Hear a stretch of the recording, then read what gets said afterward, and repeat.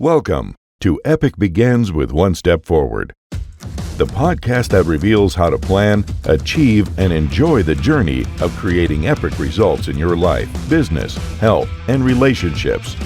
Here's your host, best-selling author and motivational speaker, Zander Sprague.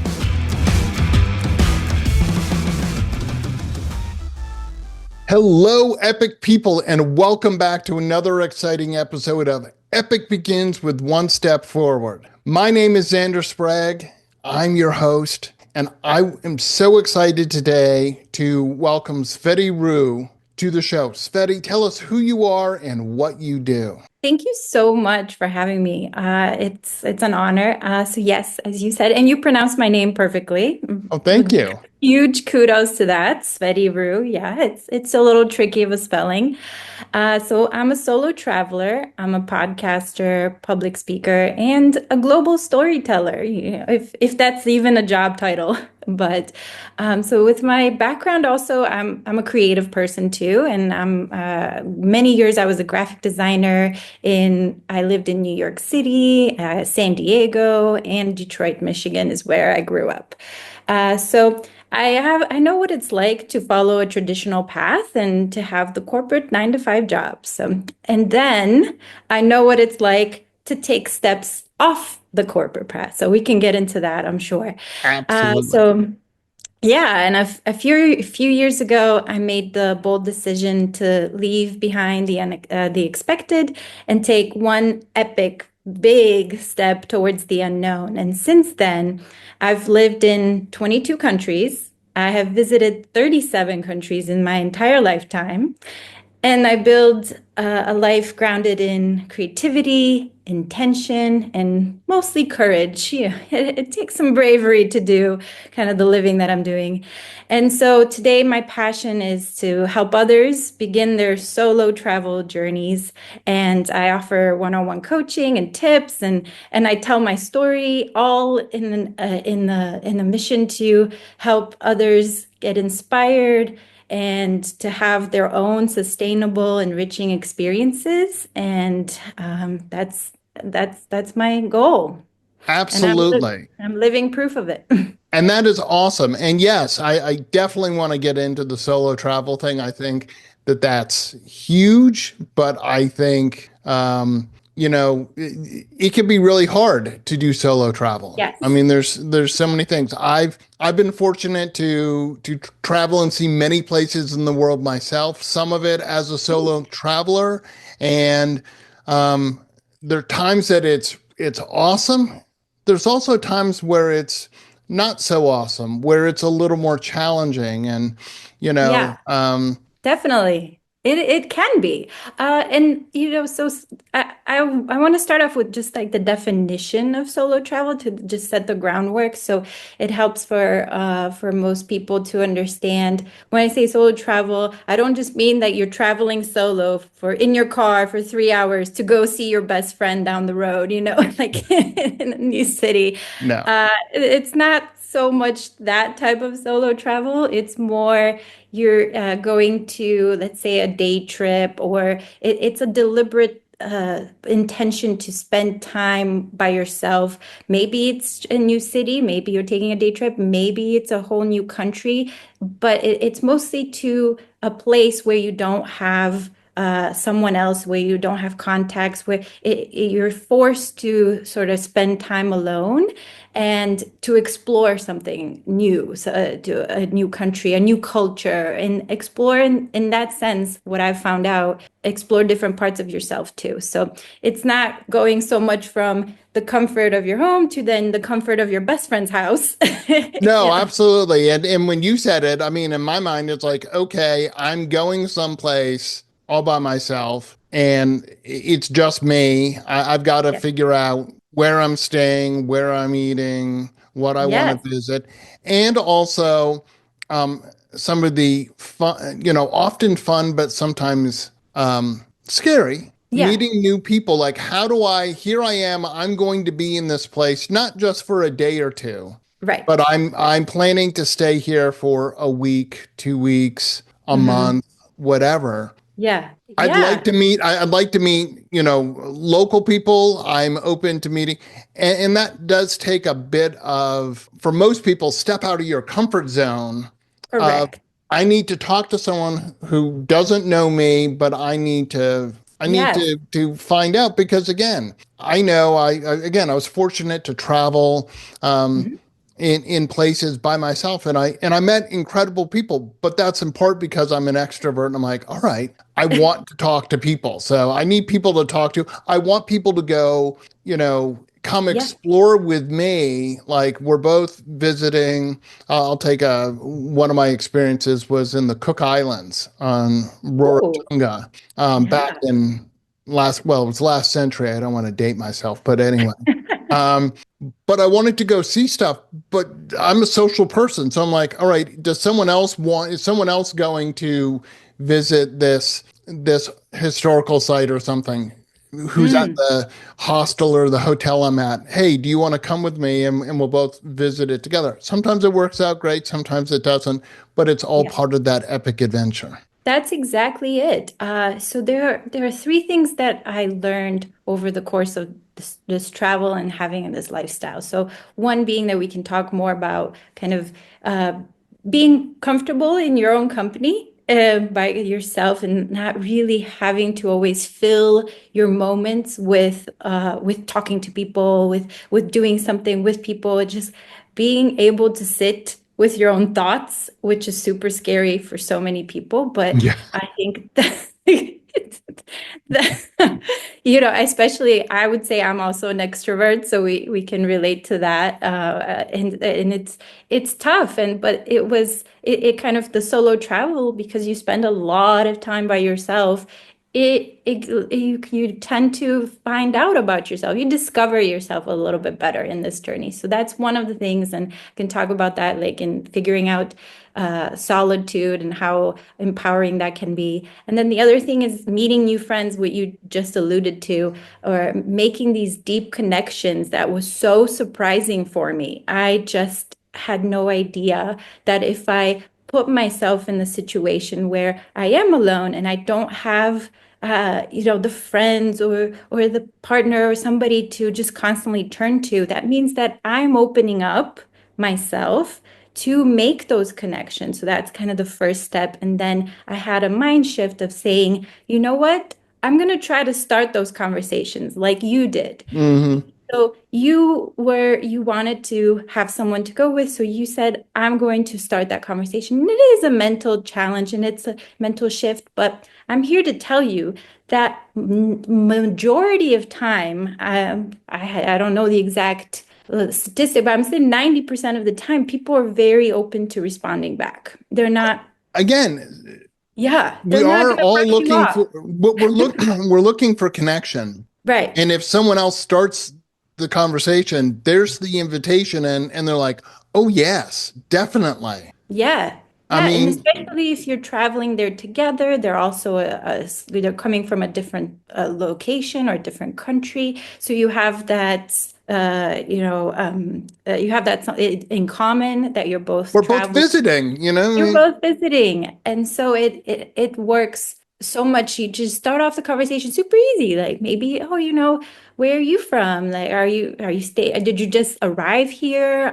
I have started so many stories. I've started conversations in the outside of a bathroom on the airplane. I had yeah. started a conversation just waiting for the bathroom on the flight. It's a long flight, and then somehow ended up becoming really close friends with the girl that we were just chit-chatting, and we had some similar stories. She was from Greece. I was born in Bulgaria, and so it just ended up being really close friends from there. I've started most recently a conversation just being on the beach in Thailand because there was no shade or minimal shade in this beautiful beach, but the sun was so hot. It was Yeah. just burning my skin. I had SPF probably 50 on, and I said, I can't take this. This is too hot for me. And I ended up seeing a woman, and I just went up to her and I said, do you mind sharing your shade? Exactly. And it is those moments where maybe you need something, and they're great icebreakers, right? Because it's not necessarily invasive. It's like, look, it's like the face of the sun out here. I just I can't stand it. And I absolutely get that. Was back in my university days. I took a semester in Australia, and I was traveling around Hey. Tasmania on our spring, my spring break. And I was on the airplane, and I ran into this woman who was very nice. She was like sitting in the seat next to me. I was talking. She goes, "Oh, well, if you ever get out to XYZ, I mean, look me up." I'm like, "Oh, yeah, okay." I had no idea where I was going. So I was over by, I believe it was Nelson National Park or something like that. Anyway, I was Yeah. out there. I was staying at sort of a bed and breakfast, and I'd been there for a day. And I came down in the morning, and the proprietor of this, it was actually above a bar, but I was going down there for breakfast, and she's like, "Oh, you're in trouble." And I'm like, "Oh, what did I do?" Ew. Well, what it was is perhaps I'm a little memorable. Australia's a tiny place. People talk. Anyway, I was in this woman's town, but I mean, I was like, "Oh, yeah, yeah, I'll look you up." But I just honestly didn't remember. I didn't have the piece of paper where she said she was from, and I just didn't connect it. And she's like, "You met this person, and they're actually really upset with you because you're here and didn't call them." And I'm like, "Oh my God." Wow. So I called her up, and I'm like, look, this is Zander. I'm so sorry.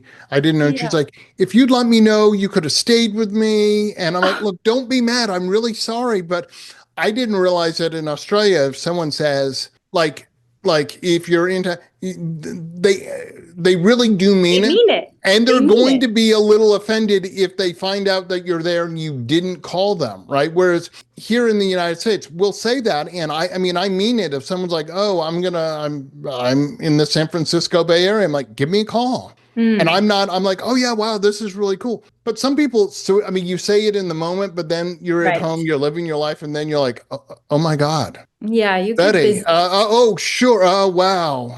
And sometimes you're just not available, right? You're like, "Sorry, I'm busy. I can't see you. I'm really sorry." Anyway, yeah, but that all started from a plane conversation.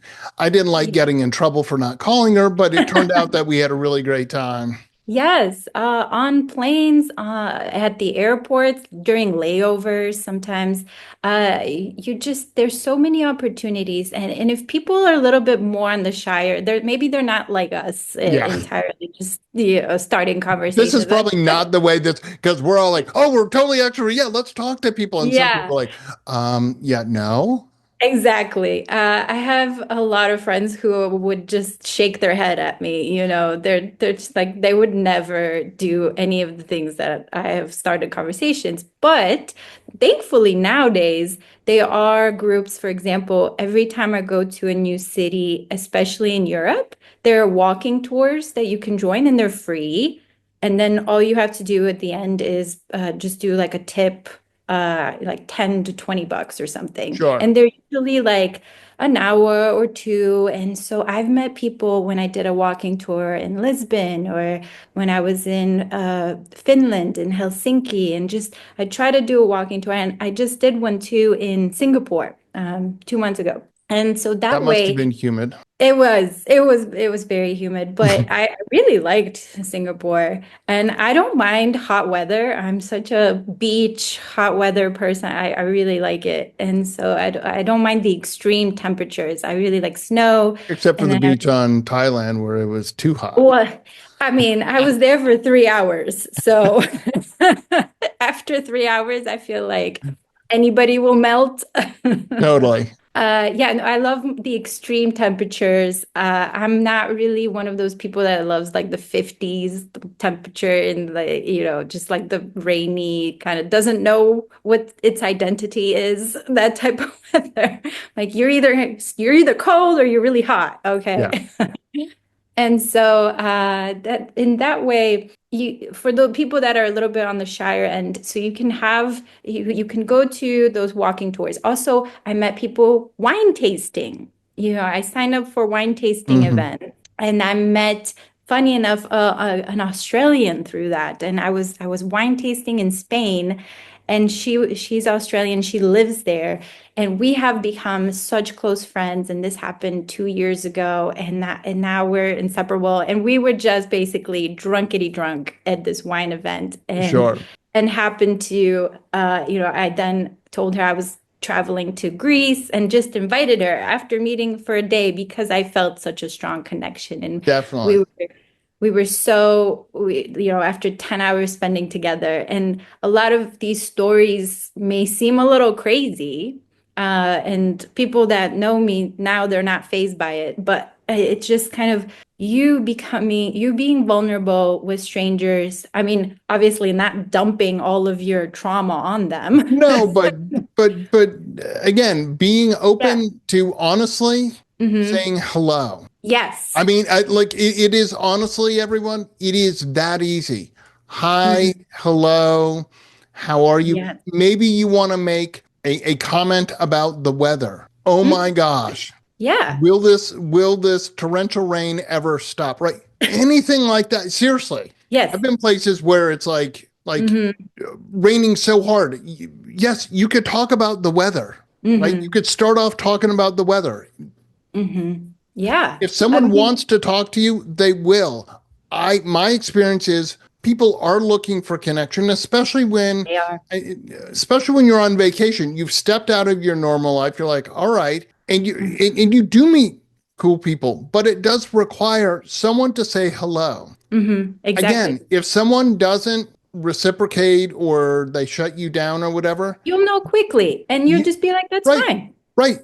But here's the thing: you're no worse off than before you said hello. Okay, Exactly. I'm still alone right now. I'm still or I'm whatever. I'm still here, right? Hmm. I'm not like, oh my gosh, I said hello and it got worse. It's Yeah. like, And definitely. And also, there's a sense about that you probably won't see this person ever again. right. Uh, And why do and you care if they don't talk to you? Then it's yeah, don't take it personally. Just say because we all have that time where it's for whatever reason it's that hello is not the right time, yeah, and exactly. people are like, oh my god, they were so rude. Yeah, sometimes people are really rude, but I try and keep in mind I don't know what else is going on for them, Exactly. and And and you can you don't have to read a whole lot of social cues and observe these people for a long time, but you just like the if they respond kind of quickly, and they have things on their mind, you can see that. And so you just, leave them alone. And you don't yeah, know later on. Let's say you're wherever you're yeah, staying, a hostel or whatever. A couple exactly. hours later, the next day, they may go, "I'm sorry." They say hello back to you. Now you have another opportunity, right? You just again, So, and I've also noticed that it's because I do thorough research for mhm. solo travel. It's important as a female, especially as a woman, from safety perspective, that I do my research about the countries that I go, Oh, and definitely.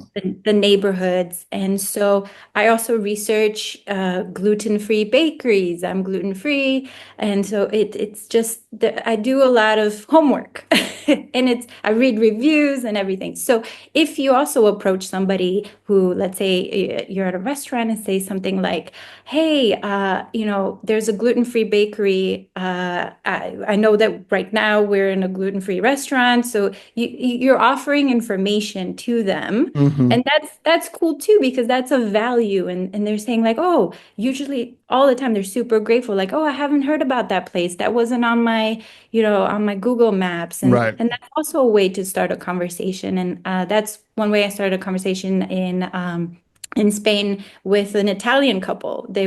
I met them at a gluten-free little bakery, and then we ended up exchanging numbers, of course, and Instagram. And it was all because you are offering something that you've already researched. You've already done the homework, and you're just like, well, we're in a situation where these people could use this information too, probably. And so, Absolutely. Absolutely.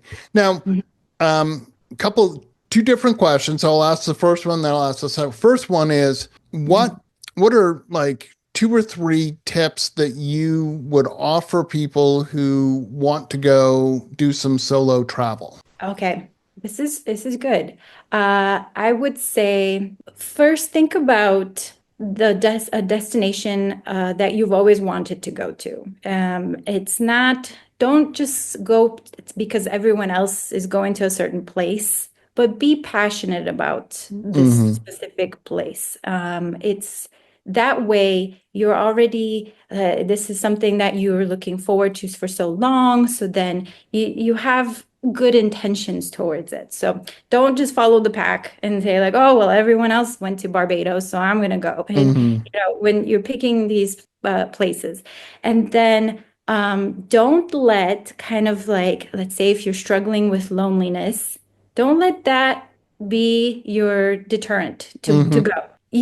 You're gonna find, so what happened with me is that I was like very lonely before I started this whole lifestyle and adventure. And I decided to just, you know what, I'm gonna take loneliness with me. It's gonna be another checked bag that Definitely. I'm going to just carry with me. And then it ended up transforming. So, like, don't think that you have to be in a really good place in your life to book a solo adventure. And I feel like a lot of people are putting it off. They don't want to start, they don't want to go alone because then they're just like, well, I don't know if I have the finances. I don't know if I have this. Like It's all you part of can. your epic journey. And Exactly. Maybe the destination that you want to go to is actually super affordable. You just gotta kind of look into it and then, sort of open your world to maybe I don't need an infinity pool at my next location. So like absolutely. And make it also, happen. absolutely. I mean, it's what I talk about in the book. Hmm. Epic does begin with one step forward. And Hmm. people's epics all the time. Oh, someday I'd like to go to Barcelona, Barbados, Singapore, Right. Thailand, wherever. Yes. Well, you want to know what? Tomorrow never comes. It's always today. And it's like, if you make that decision and you put thought and you create structure for, I'd like to go here, you do your research, here's how much it's going to cost me. So now I have a goal to save the money. I know what I'm doing. I need to have this much money. Hmm. The other thing is, if you've been fortunate to travel before, Hmm. you might have an idea of what you're comfortable with. Okay. Hmm. So, for example, when I was traveling through um, Australia, New Zealand, and stuff while I was studying, and after I got done studying, I kind of discovered that although I stayed in some youth hostels, those really aren't my jam. Hmm. Yes. Some people love youth hostels and they are very affordable. I just kind of felt like I was open to having my stuff possibly stolen. It never was, but Right. possibly because it's like I always was trying to figure out where they're like, don't walk around with your passport and your plane tickets. But I Mm. certainly wasn't leaving it in my bag in a youth hostel Yeah. unsecured, Hmm. I'm like, no, I'm carrying it with me. Yeah, the great thing is now there's so many Oh, alternatives. there are absolutely, There's so many, and right, there's Airbnbs, there's there's bed and Airbnbs. breakfast, there's and Yes, and again, and I just discovered, apologies to no, interrupt you, go. but I just discovered the homestays Hmm. that I did homestays in Bali, which I didn't really know much about. And so what homestays for your listeners are that generally the family, it's like a property and they have, let's say, 3 to 6 separate rooms with bathrooms. So you have your privacy there with your own room and bathroom. But what they do is the family stays on the property. So they have their own house that's right there in the courtyard. And, the kids are running around and the roosters and the chickens and everything. So it's so much more affordable that way too, but you still have your room and your private bathroom, and so you still can lock it up. And it was very educational for me when I went to Bali that way, because not only are you exposed to the locals as part of like you're seeing how they're living because they're literally Yeah, right next door, but you're also you have your own space and it's affordable. Absolutely. So my point was understand like when you're traveling where you feel your comfort is. Just because as you said, just because everyone's going to Barbados doesn't mean that that's your dream place to go, right? Yep.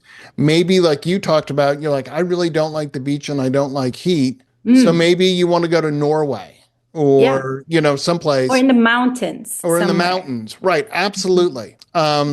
Yes. Yep. So another question, the other question I had for you Okay. is because I love talking about and sharing epic destinations, places that I've been that I'm like, oh my God, that's so cool. So Yes. having gone to 30 plus countries now, Yeah. Yeah. and this can be hard for you, Oh, what would I you say know. your top two or three epic Ooh. destinations?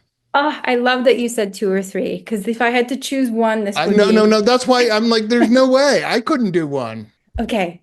I love this. Okay, so first one that pops to mind, I just went to Thailand Hmm. and I did the south and the north. Hmm. And the south is where everyone talks about Phuket and the beaches, and it's from those famous the movie Leonardo DiCaprio Oh, the movie, beach The and yeah. Beach. Yeah, so that's a lot of it. It's filmed there.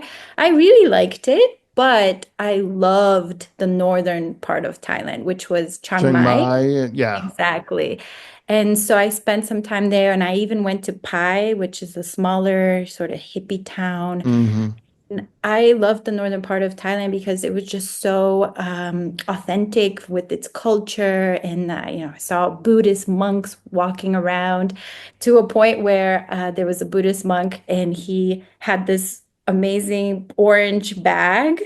And I was like, I want that bag. And I ended up finding Oh, that's it. awesome. So I love Thai food. The food was incredible, Oh and yeah. especially in the northern part of Thailand. The people were so nice and relaxed and just kind of, it was great. I Right. highly recommend it. And so then coming from there, I'd say South Africa is another one. Yeah. I love South Africa. Yeah. South I've been Africa. fortunate to go there a few times, and yes, South Africa is phenomenal. Incredible. Cape Town is out of this world. It is. It offers so much. There's Table Mountain. You can just hike up and then go have this gorgeous view of the city. I love wineries, hence why I go to wine tastings Mm. to And meet they've got a good people. wine country up there. Oh, so there are places like Franschhoek and Stellenbosch that are in South Africa where the stunning wineries, you can do wine tours, and I feel like I'm selling the country hard, but it is Oh, I beautiful. sell And it hard too. Trust me. of course. I love Cape Town. I've been fortunate to go on safari and being able to see these wild animals, and frankly get very close, much closer than you even might feel comfortable. You're like, oh wow, there's lions, and they're like 5 feet away from me, and they just Correct. don't care. Yes, no, and it's all just, again, the food. I'm a foodie. It's so Hmm. fresh. The fruits are incredible. Yeah, The fruit and veggies, and I feel like a testament to like a country's culture is through the food, absolutely. and that's why Anthony Bourdain back, Yep, bless rest his soul, but exactly. that was why he was also so popular because he was introducing a lot of those countries through their culinary, their heritage and food. Absolutely. And then I'd say my third one is Finland. I Okay. I really liked Finland. I went there during their midsummer celebrations, so I spent 2 weeks there about 2 years ago, and it was it's not it's so Finland is a Nordic European country, but it's not Scandinavian, which a Yeah. lot of people think it is. And I was told by the Finns it Very is not. clearly, we are not We are not part of Scandinavian. Scandinavia. Yeah. We're Northern Europe, but we're not Scandinavian. And they also speak a very different language than Yeah. Sweden and Norway. And so I thought that their culture was super cool. And I've met also a lot of other Finns. like Finnish people while traveling too. I met Yeah. one in Thailand, and I made a great friend in Porto, Portugal, when I was in there. And we met in the square, and we were both kind of surrounded by construction. And I randomly turned to her. I had never met her before. And we're in the middle of the square, and I was like, "Are you also looking for like a brunch place?" And then 5 hours later, we're like best friends. That's awesome. And she's from Finland, and I feel like they're really down to earth people. They don't beat around the bush, and I like that. I like Yeah. direct, wholesome sort of people. So I'd say those three are my top. All righty. Well, I absolutely agree. I've not made it to Chiang Mai yet, but I did go to Koh Samui and Hmm. had a really good friend who was from Thailand, and so yeah, no, definitely, and I can't recommend South Africa enough. Yes, it is a long way to get It there, is. but it is so worth the trip. The people are so incredibly warm and friendly, and there is so much beautiful. That country is spectacular to be Mm-hmm. able to travel around. All right, Hmm. one last thing, because Oh, I love, I can't wait for your answer. So I have okay. this in my book. I talk about two really powerful words. Not yet. Okay, so Mm. so when it comes to travel, Hmm. what's one or two of your not yet destinations? Places that you know you want to go to, but have you gone there? Not yet. It's not that you're not going to, but This one is an easy one. okay. So I was supposed to go to Vietnam while I was just now in Thailand. And so I think the universe had other plans Okay. because there's also something about that I've learned over the last 2.5 years of solo traveling or so, that you have to follow the signs too. If in your intuition and sort of like if things aren't aligning. So in this case, for Vietnam, I completely missed that I had to get the visas Yeah, the to be. visa. Yeah, absolutely. Yeah. In Thailand, you don't need a visa. In Bali, and I was just like plopping around, and then all of a sudden I got to the airport, and they're like, "Where's your visa?" I'm like, "What do you mean?" So that was the complete dud on my part, and I was like, "Okay." So I got the visa, and I did the slower one, so I stayed a little bit longer in Chiang Mai. I was going from Chiang Mai to Vietnam, and then finally I get back to the airport. I was like, "You know what? No big deal. I'm gonna stay longer in Thailand. I already love it, so this is fine." And then I get to the airport on that Friday, 5 days later. I have my visa ready. Great. So I had a connecting flight in Bangkok. It was delayed. It was delayed so much that I missed my layover into Vietnam.